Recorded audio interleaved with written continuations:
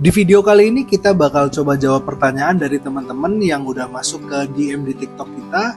Nanti bakal kita tampilin di sini, dan juga teman-teman yang mau tanya-tanya soal peternakan domba, boleh langsung komen di bawah di video YouTube atau boleh di akun sosmed kita yang lainnya di Innofarm Indonesia. Mas, indukan saya baru pertama kali melahirkan, kok nggak mau menyusui anak, kenapa ya? Apa susunya memang tidak ada atau memang nggak mau menyusui? Minta infonya mas, kemarin kambing saya melahirkan anak 2 mati semua. Nah, coba kita jawab pertanyaannya ya teman-teman, ini menarik. Dan kita jawab berdasarkan pengalaman kita di kandang Innofarm Indonesia. Mungkin logika simpelnya gini teman-teman, kalau kita ibaratkan sama manusia, itu masih remaja dan sudah punya anak. Kita tahu bahwa remaja itu masih waktunya main dan masih waktunya berkembang, jadi belum waktunya punya anak. Di domba pun sama, ketika dia punya anak di waktu yang masih terlalu muda, dia nggak akan peduli sama anaknya, dia masih akan lebih fokus untuk main dan nggak begitu ngurusin anaknya. Kita pernah kejadian teman-teman di kandang, domba yang baru datang selang 2 bulan itu lahir di kandang. Bahkan anaknya lahir pun nggak dijilat. Akhirnya tim kita yang harus bantu untuk membersihkan si anak. Begitu anaknya bersih, si induk ini bahkan mendekati anaknya aja nggak teman-teman. Malah ditinggal begitu aja. Akhirnya kita bingung.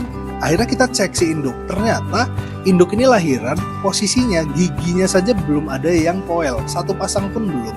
Jadi dia masih terlalu muda untuk jadi seorang indukan.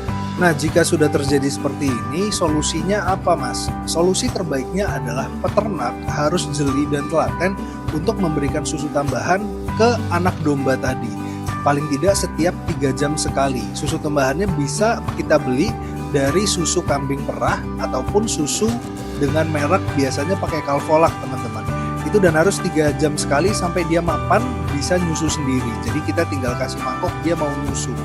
Jangan terlalu banyak berharap induknya akan mau menyusui kalau kasusnya adalah induknya masih terlalu muda dan dia memang benci, bisa dibilang benci dan menjauhi si anak itu.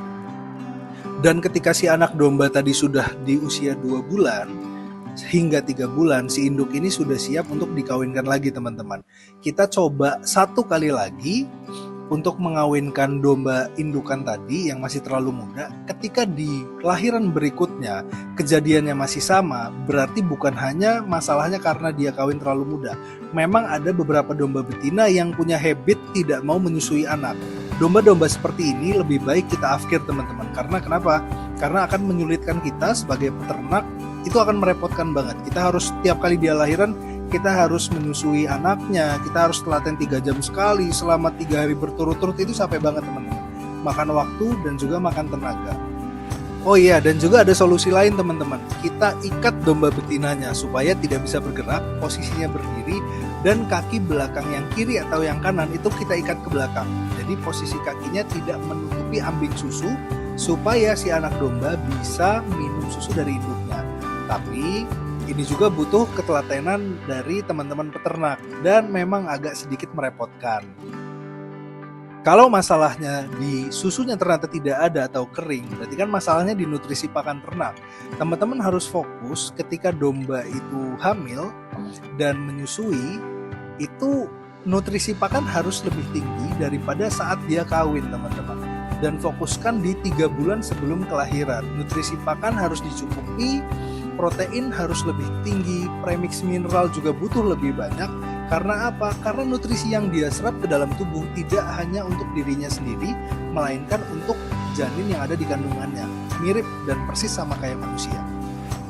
Untuk nutrisi pakan yang bisa ditambahkan ketika domba hamil 3 bulan sebelum kelahiran, yang pertama adalah maksimalkan di pemberian biji-bijian seperti SPM, kacang kedelai, ada juga CGM, ada juga CGF, dan juga untuk hijauannya bisa dikasih tebon jagung manis beserta jagung manisnya, juga bisa ditambah daun katu, bisa juga ditambah rumput-rumput hijauan yang memang berfungsi untuk menambahkan volume dari susu si indukan.